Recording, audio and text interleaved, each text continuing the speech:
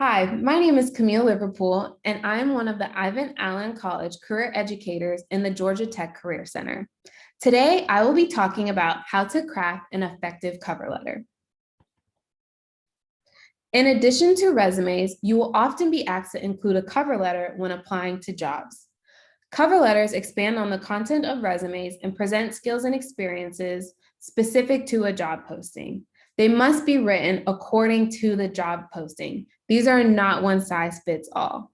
Oftentimes, students ask me, can I use the same cover letter for everything I apply to? And the answer is no. Whatever words and language they're using in the job description, you will use those in your cover letter. When you're applying to jobs, more than likely, it's going to go through an automatic tracking system or an ATS. And the ATS is looking to see if you have those same words and language. They're telling you what they want in a candidate, show them that you have it by using the same language. Cover letters are going to be constructed around 3 to 5 main skills that you have in relation to the job. As for the format of the resume, you can see an example of what yours may look like by the time that you're done with it. The margins are going to be left aligned. It will be 1 page in length. There will be no paragraph indentations, and it will be single space throughout with double space between paragraphs. I will be going through each section of the cover letter so you can get an idea of what it will look like when you write yours, from the contact information at the top to the signature at the bottom. Cover letters have 3 sections, but that does not mean it has to be 3 paragraphs. It has the opening, the body of the cover letter, which is usually split into 2 paragraphs, and then the closing paragraph. Let's begin with the header and salutation. Your contact information on your cover letter should be the same as your resume. The date should be the date that you are submitting the cover letter. This is something people easily forget to change when they're copying and pasting one cover letter to another. Always include the person's title, for example, the Director of Human Resources, who you're writing the cover letter to. And refer to the reader by their full name if possible, but if not, you can use Dear Hiring Manager. Also make sure to include the company's address. If you don't have the address, look it up on the organization's website. For example, here we have Gary Global. His contact information is the same as it is on his resume, with including the city, state, zip, the phone number, email, as well as their LinkedIn URL.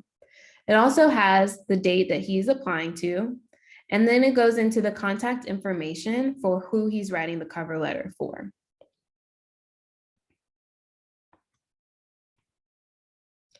Next, we'll go into the opening paragraph. The opening paragraph is where you will introduce the job that you're applying to and how you heard about it. This may also be where you name drop. For example, if you have a referral or if you know someone that works at the company currently that told you about the position, this is where you would mention their name. This is also where you would begin mentioning the 3 to 5 skills that you have in relation to the job posting. Here's an example of what an opening paragraph could look like. I'm writing to express my interest in your posting on CareerBuzz for a software specialist with networking skills. With my class project work on computer networks, application knowledge, and proven communication skills, I can serve as a contributing team member at Blink. We can see here how the student made sure to include how they heard about the job posting and the 3 to 5 skills, as well as the name of the organization. This is another easy thing people forget to change when they're copying and pasting their cover letters to make a new one. Next, we'll go into the body paragraphs. The body paragraphs are where you're going to expand on those experiences that you have in relation to the job. The usual method of providing details about each skill is to give an instance of implementation, explaining how, why, and then the end result. You are going to pull these examples from your work, your class, your lab, your projects, your self-study, or leadership. Any internship or co-op experiences you have will also be great to pull from. This is not, however, where you want to repeat word for word bullets that you have on your resume.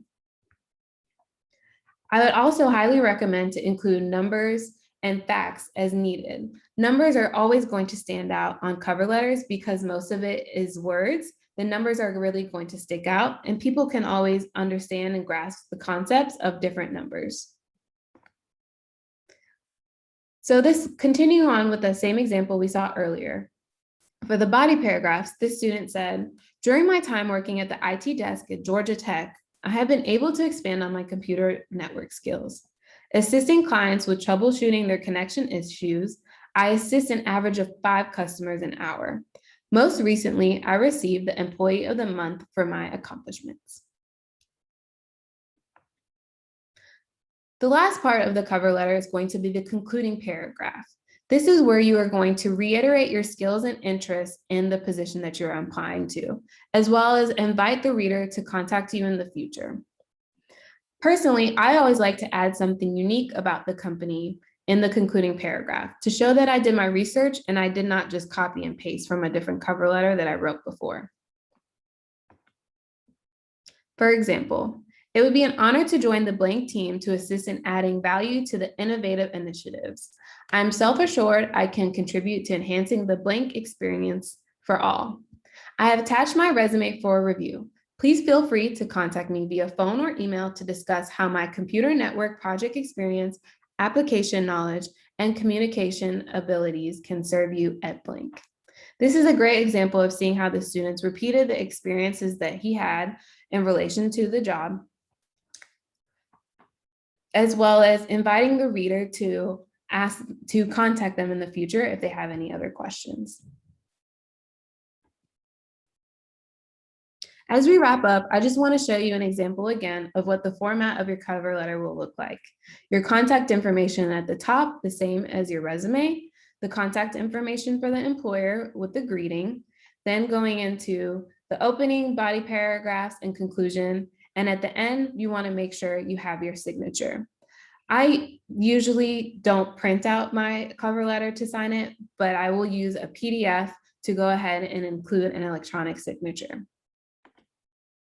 If you have any more questions about cover letters or want to get yours reviewed, make sure to visit us at the Georgia Tech Career Center and the Bill Moore Student Success Center.